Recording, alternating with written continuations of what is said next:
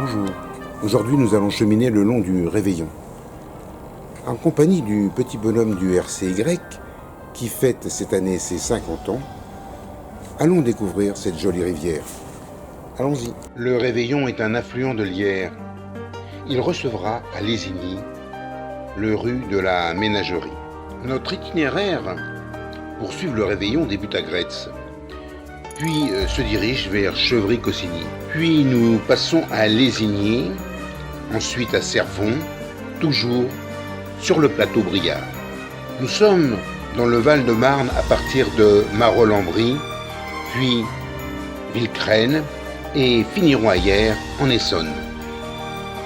Le rue du Réveillon débute à Gretz, dans un golfe appelé Clément Ader. Il s'agit d'un ancien parc de la famille Pereire, des financiers qui ont contribué au développement des chemins de fer au XIXe siècle. Ce parc Pereire possède de beaux plans d'eau, sorte de réserve permanente au Réveillon. La forêt de Gretz-Armainvilliers est devenue domaniale en 1936. Elle est bien entretenue par l'Office national des forêts et permet de belles promenades. Sur le bord de la RN4, un grand panneau nous remémore un ancêtre de l'aviation, Clément Ader, qui fit voler ici le premier avion. Quittant les bois, faisant route sur le plateau, le rue est un simple fossé, bordé d'une abondante végétation. Nous passons au loin de l'importante ferme de Passy, à la fois agricole mais aussi louant des salles pour réception et mariage. Elle eut ses heures de gloire et fut notamment le lieu d'un procès retentissant en sorcellerie. Nous suivons le Réveillon, qui est plutôt maigre en été, mais en fait, il est plus souterrain que ruisselant. Des mares servent de réserve d'eau à l'agriculture. Ce sont de mini-écosystèmes avec leur végétation et aussi quelques espèces animales comme des batraciens ou des oiseaux. Le rue du Réveillon fait 21 km. Il débute à une altitude de 105 mètres, à Gretz. Le chenal du rue est encaissé et ses traversées entre les champs se fait parfois par des passerelles branlantes. Le ragondin est une espèce de rongeur que l'on voit le long de nos cours d'eau. C'est un mammifère semi-aquatique. Il est herbivore. C'est une espèce invasive qui a tendance à désagréger les berges des rivières. Nous entrons dans la communauté de Loré-de-la-Brie. Première ville, Chevry-Cossigny, qui est un village de 4000 habitants.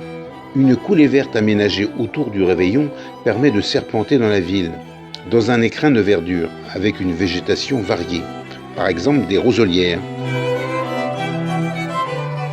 Cet aménagement est une sorte de havre de verdure. C'est une nouveauté de voir dans le paysage briard un village où on a créé une coulée verte le long de la rivière. Le Réveillon circule au droit de certaines maisons. Nous aurons une pensée pour Charles Pathé, développeur du cinématographe qui naquit dans cette ville.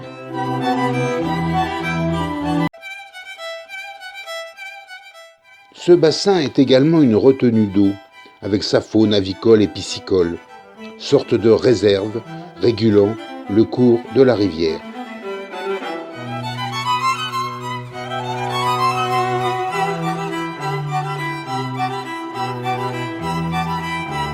Après Chevry, le Réveillon passe à une altitude de 75 mètres à Férolles-Attilly. Au centre du village, l'église Saint-Germain du XIIe siècle a été joliment restaurée au XIXe. Le Réveillon traverse le parc du château de Férolles. C'était notamment une seigneurie, propriété d'une illustre famille de serviteurs de l'État, la famille Lefebvre de la Barre. Il possède un joli colombier. Le chevalier de la Barre, au XVIIIe siècle, défraya la chronique en mutilant un crucifix publiquement.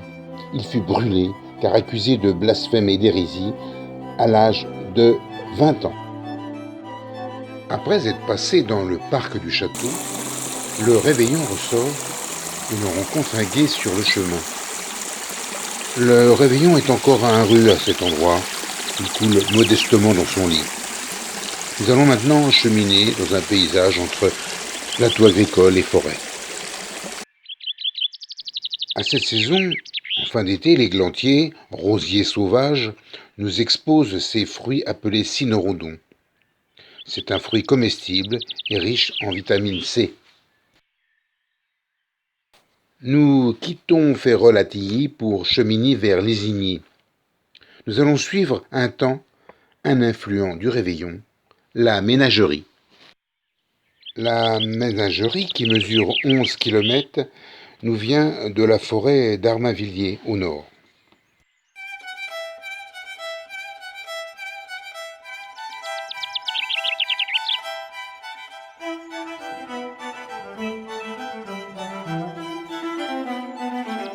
Une zone humide est laissée en amont de la jonction ménagerie-réveillon. Elle fait le bonheur de pêcheurs ou autres promeneurs.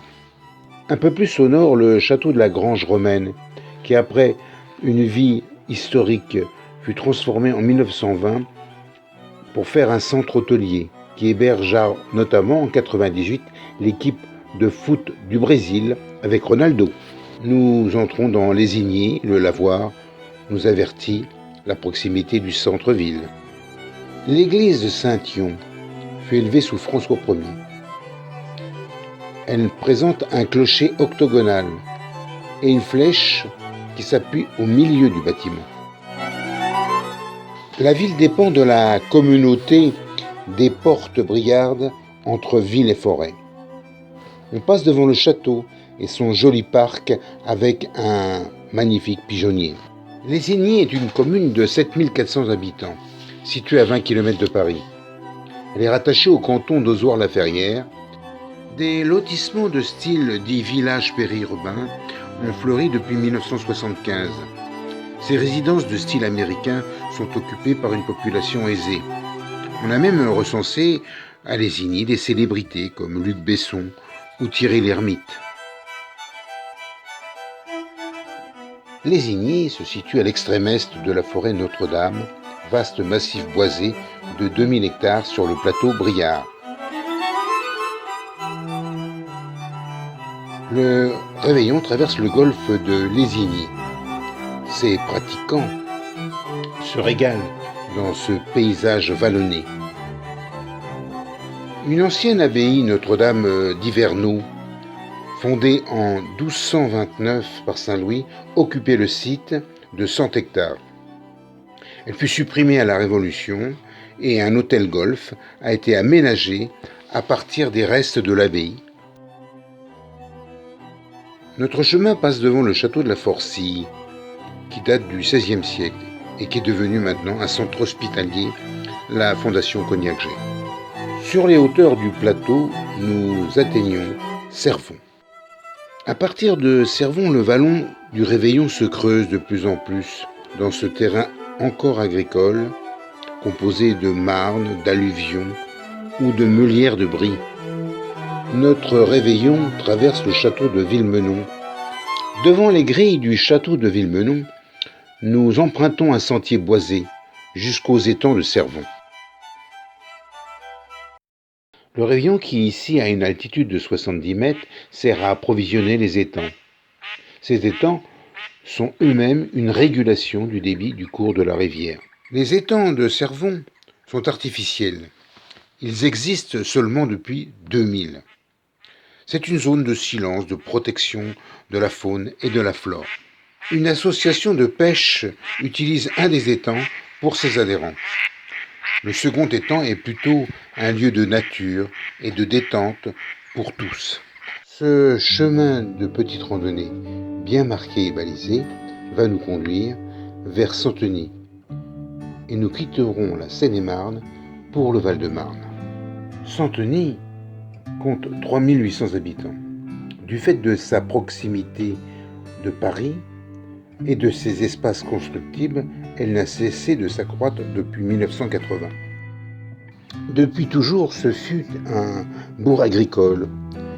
Elle a eu également ses heures de gloire dans la culture de la rose, après la disparition de la vigne. Au centre de la ville, la ferme de Lyon nous expose un panneau montrant les reconversions des fermes passant de la simple agriculture à des activités plus contemporaines. Le réveillon file vers Marolles-en-Brie. L'église de Marolles, nommée Saint-Julien de Brioude, est la plus ancienne du Val-de-Marne. C'est un magnifique témoin du passage du roman au gothique. Suivons le chemin de petite randonnée pour rejoindre la vallée de la rivière, car l'on peut dire maintenant que le Réveillon est véritablement une rivière, car elle est gorgée des eaux qu'elle a reçues notamment de la nappe phréatique. Nous longeons rive droite le Réveillon, qui traverse le 4e golfe de notre parcours. Décidément, les amateurs de 18 trous sont gâtés. L'eau semble propre. En effet, à partir de maintenant, fini les stations d'épuration qui rejetaient dans les rivières. Toutes les eaux, que ce soit les effluents ou les eaux de pluie, doivent être dirigées par des canalisations vers la station d'épuration de Valenton. On remarque un petit clos de vigne qui nous rappelle que cette culture était présente dans presque tous les villages autrefois. Le Réveillon serpente et passe à côté des pratistes d'entraînement.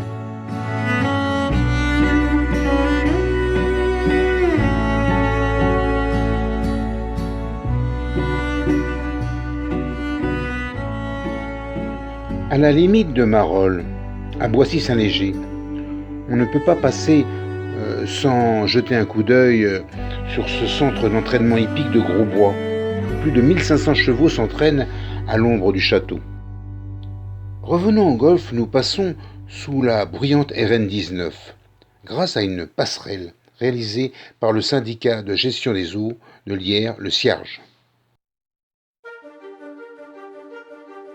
Puis, nous arrivons sous la voie du TGV, créée voilà déjà 20 ans. À Villecresnes, l'on monte sur la voie du TGVAL, qui est une voie verte, artificielle, véritable connexion entre la nature et l'homme. Nous dominons la vallée du Réveillon, perchée sur l'ancienne ligne des Roses qui bifurque ici avec la voie du TGV. Un balisage et des aménagements de la voie TGVAL permettent aux promeneurs de se repérer pour suivre cette coulée verte que l'on peut emprunter sur 20 km. Redescendons dans la vallée. Il a plu. Les nappes phréatiques alimentent le Réveillon.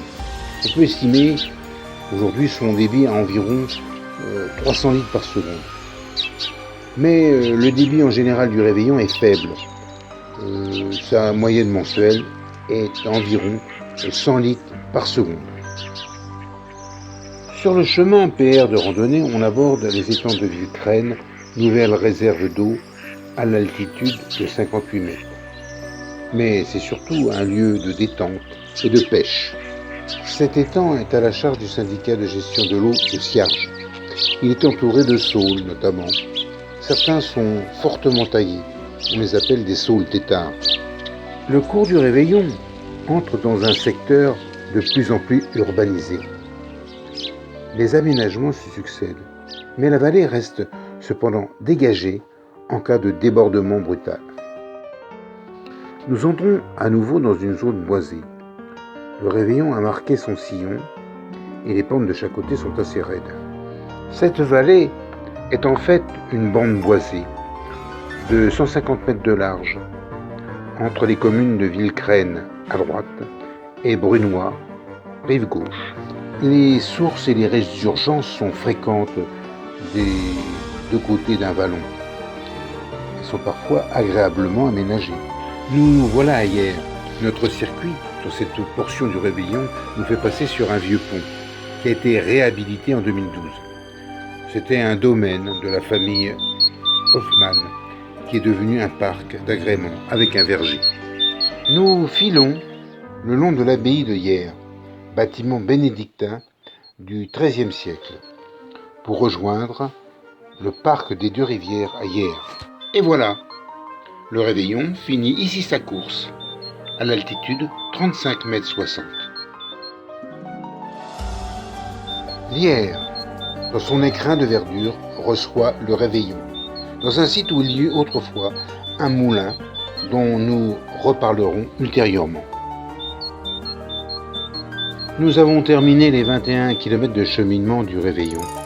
J'espère que cette balade vous a plu et je vous donne rendez-vous prochainement pour la suite de notre découverte du bassin de Hyères.